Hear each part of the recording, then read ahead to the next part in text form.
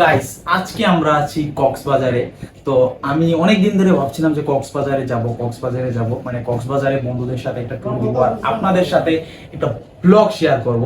তো আজকে ফাইনালি আমি কক্সবাজার চলে আসলাম। ভাই, অনেক লং জার্নি হয়েছে। সিলেট থেকে কক্সবাজার আসতে প্রায় 12 ঘন্টার মতো সময় লাগে, 12 থেকে 11 ঘন্টা লাগে। লং জার্নি আমি করতে পারি, কিন্তু আমার সাথে যে দুইটা আসছে ভাই, ওরা দুইটা বমি করতে করতে ভাষায় দিচ্ছে। কি বলবো, ওরা লং জার্নি করে অভ্যস্ত না, কিন্তু আমি লং জার্নি সচরাচরই করি। দ্যাটস ওয়াই আমার তেমন বেশি সমস্যা হয়নি। বাট হ্যাঁ, পাটা একটু ফুলে গেছে, যে কারণ আমার পায়ে একটা সমস্যা আছে, এটা আপনারা জানেন হয়তো, হয়তো বা না। তো এখন আমরা যাব কক্সবাজার বিচে, সমুদ্র সৈকত। তো আপনারা তো জানেন যে কক্সবাজার সমুদ্র সৈকত বিশ্বের সব থেকে দীর্ঘতম সমুদ্র সৈকত। ভাই, এটা আগে ফেলে দিই, কারণ প্রচুর গরম লাগছে।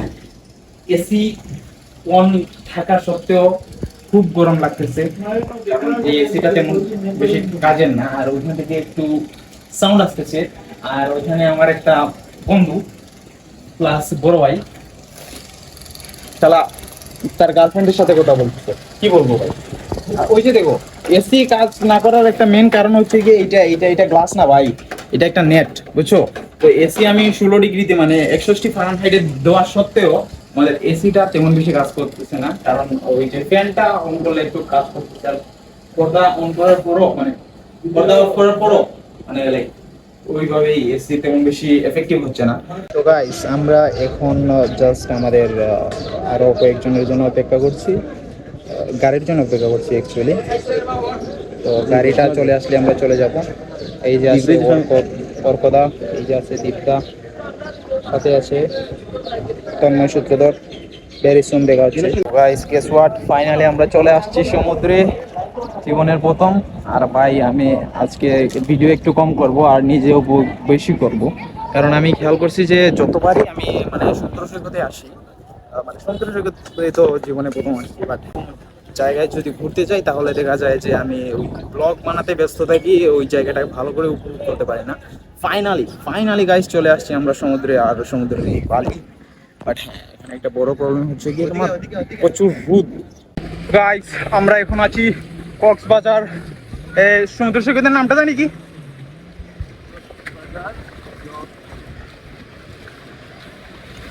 ওকে ওকে, আমি আরো ভিতরে যাইতে পারতাম।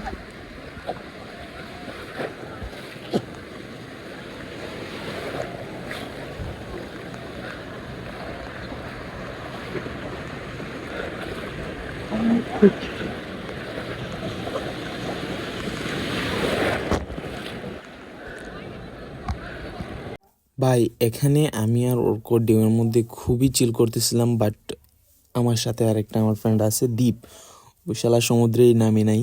অ্যান্ড আমি ওইখানে ভাই প্রথমবার সমুদ্রে গিয়ে ঢেউয়ের যে একটা ফিল ভাই, পুরাই নেক্সট লেভেল। অ্যান্ড ঢেউয়ে সাঁতার কাটতে কাটতে পুরাই মানে ক্লান্ত হয়ে গেছিলাম। গাইস, এখন আমরা এই কিউ ভাড়া নিচ্ছি। এখানে আমি আর অর্ক টিউ নিয়ে সমুদ্রে যাই, মানে অর্ক বেশি দূর যায় না, দেখাই যায়, আর আমি সব থেকে বেশি দূরে যাই, তারপর ঢেউ আমাকে আবার তীরে নিয়ে আসে। তো এটাই এখানে ভাই বেস্ট জিনিস ছিল, ওই যে টিউয়ে সমুদ্রে সাঁতার কাটা আমার কাছে সব থেকে বেস্ট লাগছিল। আর ভাই, আমরা বিচে নামছিলাম কটার সময়?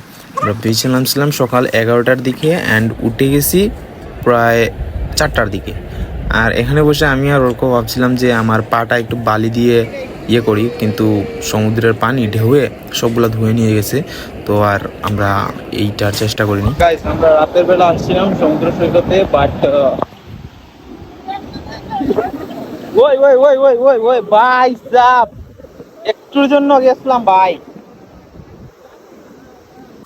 তো রাতের বেলা আমি সমুদ্র সৈকতে গিয়ে ভাবছিলাম যে আমি ভিজবো না, কিন্তু তবুও আমার পাটা ভিজে গেছে, কারণ জোয়ারের সময় ছিল। আর এখন আমরা গাড়িতে বসে আছি, ওপেন ডোর গাড়িতে। সো এখান থেকে আমরা মেরিন ড্রাইভে যাব।